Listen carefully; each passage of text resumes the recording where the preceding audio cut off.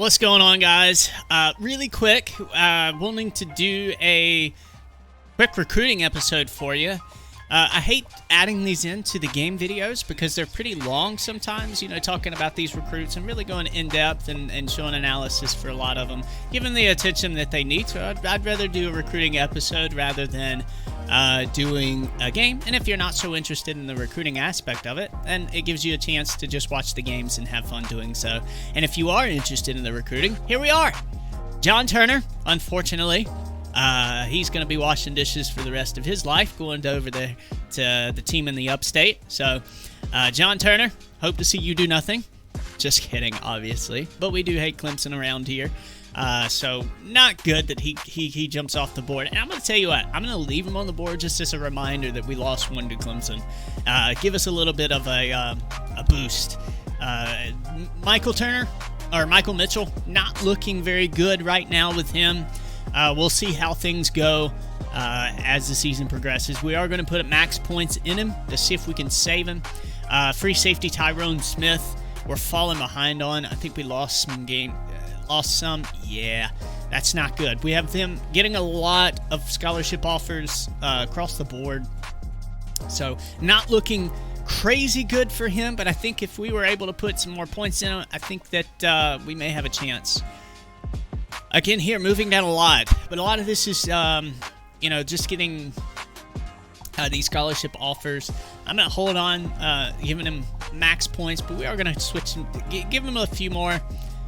You can see here, we're not behind on very many, so we can afford to throw some points around here.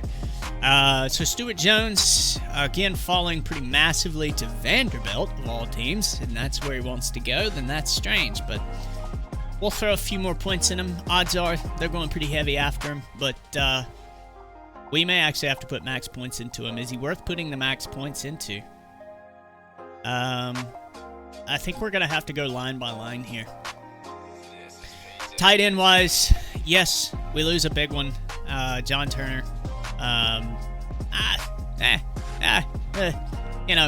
He's okay. He's got good catching.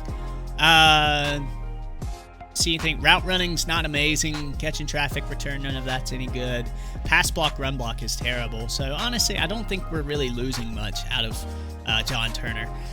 Walter Jackson, honestly, very same skill set, just a little bit worse maybe in some areas, but better in some too in the running category. Honestly, we're just not interested in either of these. I think I'm going to take Walter Jackson off the board. Let's see how much we did here. I think we can take some points out of Gary Sanders. We have a massive lead on him. I don't know why it just did that. It went up. Y'all know I got controller issues. All right, so we're actually going to take a good bit of points out of him because we really went ahead here with him. And again, keeping the other. If we have to take somebody off, I've never filled an entire recruiting board. So I don't know that. Wow, we're in. Michael Mitchell is not going to be easy to get. As a matter of fact, it might be time to throw in the towel on that one. Let's see what we got in behind him. I mean, we got Brad Fisher. He's not bad. Andrew Turner, he's not bad, and he's somebody that we actually lead on. So I think let's just take Michael Mitchell off, invest the points where they will be more appreciated. I think, too, we're going to put him all the way up. We're going to lower him down a little. Arkansas, as you can see, they're gaining some, but we'll see where that goes. I think we're going to leave him at 350, actually. Now noticing that Arkansas is kind of gaining on us, I think we should probably keep the points in. James Norton looks like wasn't much of a change, but Ole Miss goes down, so we're just going to keep him where he's at. He looks good right there. Stuart Jones.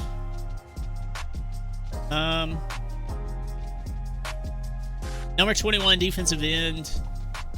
He's rated at 74. Ay, that's not good.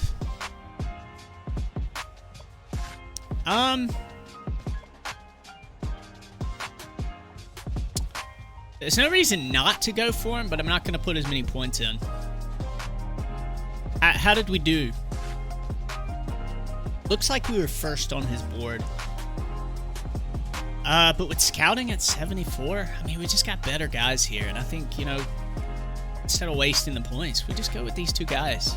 I think we need to, but hey, let's max these guys out. We got the points to do it now. Defensive tackle.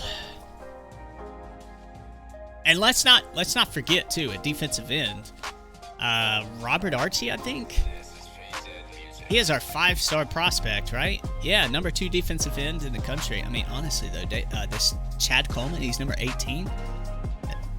They're both pass rushers, but their scouting looks good on both. I mean, they're relatively the same. And as a matter of fact, you can make a case that Chad Coleman is actually better than Robert Archie. We'll see. We'll see. Looks like we're pretty in pretty good shape to catch him. Looks like we dropped by 90. I think it's important for us to probably put in some more points in him. We don't have a whole lot of bonus with him, so we're going to have to watch that. Let's also take into account the scouting here. They're both scouting the same. These are both players that I like a lot, so I'm really hoping we do well there. Outside linebacker, this is going to be brutal. There's certain positions that I know we're going to have a hard time with, and secondary is one. So, Carlos Whitehead. Why do we not have more points than him? We're probably leading with him. But at 81, he's the best player on the board at the moment. He has a 4-star. I think we're just going to max him out and see what happens. Okay, well, it's no wonder that we're behind here. We didn't have enough points to put into him last week. I think 395 sounds good. Again, another situation. We didn't have enough points. And both of these players are both people that I want bad. So we're going to put quite a few points in them. Well, this guy didn't get any points last week, and it doesn't really look like this did any good. Since we have so many on the board and so many good players, dude, look at Vandy, man. They're really making a case for some players here. We put 500 and we lost 500 as far as points. So there's some scholarships on the table. My question, is he worth trying to go after? Not really. I think our best bet is actually to just switch these points around. We'll keep Tyrone just in case maybe later on down the season there's a chance there. Jason, not looking good there. Johnny Douglas is not the one that I want, but he's probably the one that we're looking at getting. How do we fare here? Not really bad. I mean, if all we dropped was 10 to Penn State, I think we just put just a couple more points in there. Still holding strong with the lead with this guy here. I think we take some points out because, man, we are really needing it. Safety is a big one. I think next week we're really gonna have to focus in on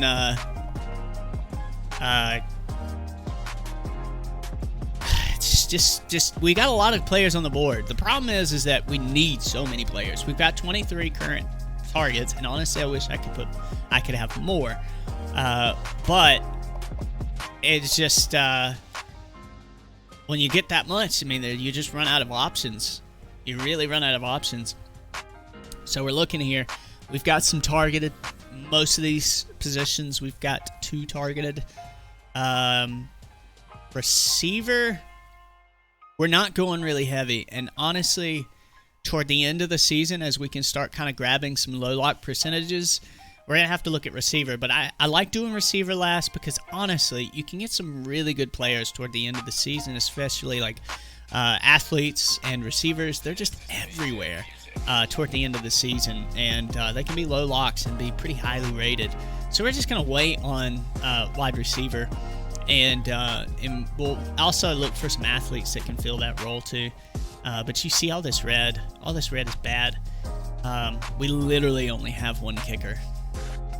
And so we're in trouble there. Really, when a kicker is a junior, then you're like, okay, we gotta do some things. But here's the thing. I mean, Kai Kroger, he can fill in as a sophomore while we wait for a freshman to get up there. So, not the end of the world as far as that's concerned. All these defensive positions, I'm really trying, but they're going to be hard to pick up every single one of them. And so we may have to just kind of look at what's most needed.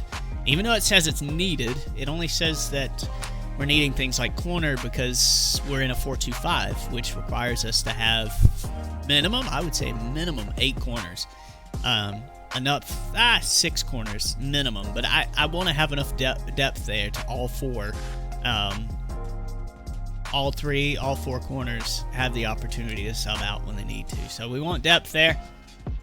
Before we go on, I think in these recruiting episodes, I'm also going to do some other things like show you the standings, show you records, and all that kind of stuff. Also, let's take a look at Georgia here. What's going on with them?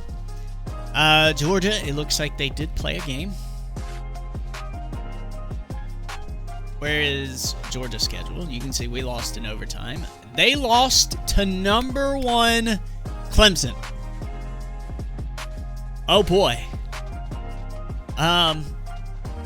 That's not good. We play Clemson, obviously, at the end of the year. Oof. And they got killed. They lost by 3 touchdowns. Wow. Let's see what they look like on paper here. Georgia's B+, A-. Their defense is A-. That's not great. But as far as their rankings in the nation, not crazy. As you can see, ours are pretty awful. But they played one of the best teams in the country very first week, but so did Georgia. Georgia's numbers look actually worse than ours. But they are number 10. We're beating them in turnover differential, which is very strange to me. So what are they doing to win? Let's look at their stats. Georgia stat leaders: 15 and 27 for JT Daniels. Not great game there. 234 yards passing it's okay. Cook, 16 attempts for 78 yards, an average of 5 yards per carry. That's not bad. That's not bad at all. Receiving wise, looks pretty general. 3 tackles. That's their highest tackle leader. How are we looking in that area? Yeah, we got a guy with 5, and we have our first sack. As far as stats here, I mean, we passed the ball a lot last week. 2 touchdowns, 1 interception for 223. Passing percentage over 50%. It's not, honestly, if you look at that game, it's not the worst in the world.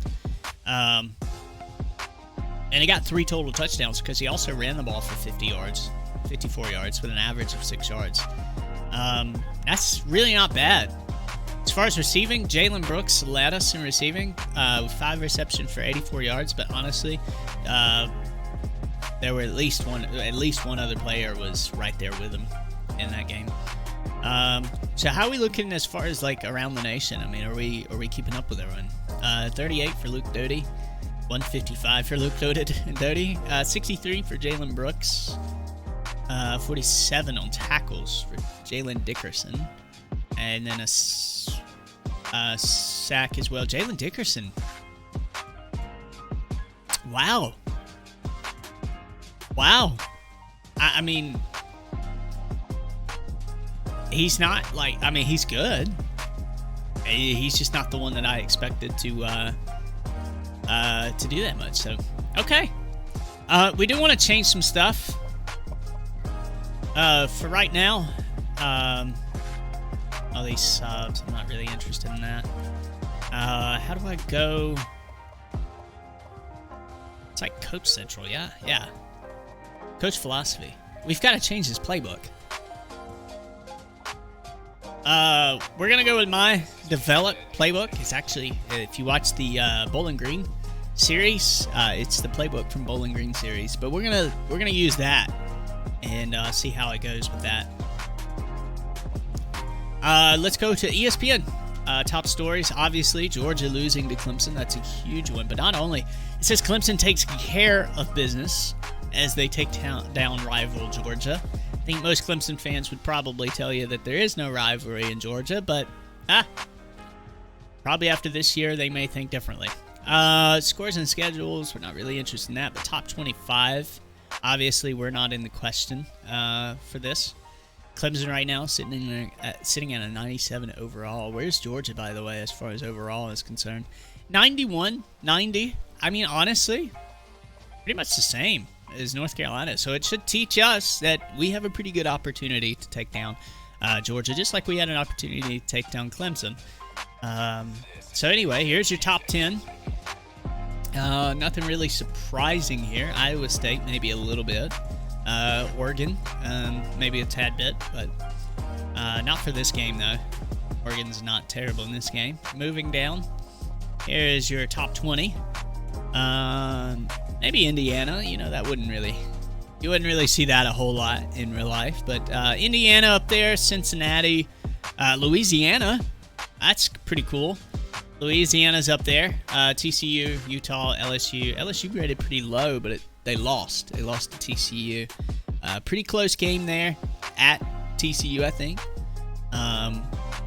So not a bad loss there. Arizona State, Oklahoma State, and Ole Miss rounds out your top 25.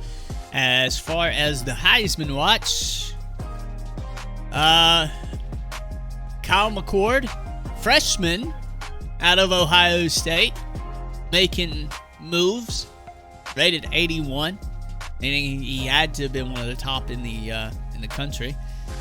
Looks like, though, versus their game with Buffalo, looks like he didn't actually play. So that's interesting. Didn't even play the game. And he's a Heisman hopeful. Hunter Helms, freshman. Wow. He's not very highly rated. Are they just not edited? Okay, so it's not really showing stats right now for any of these.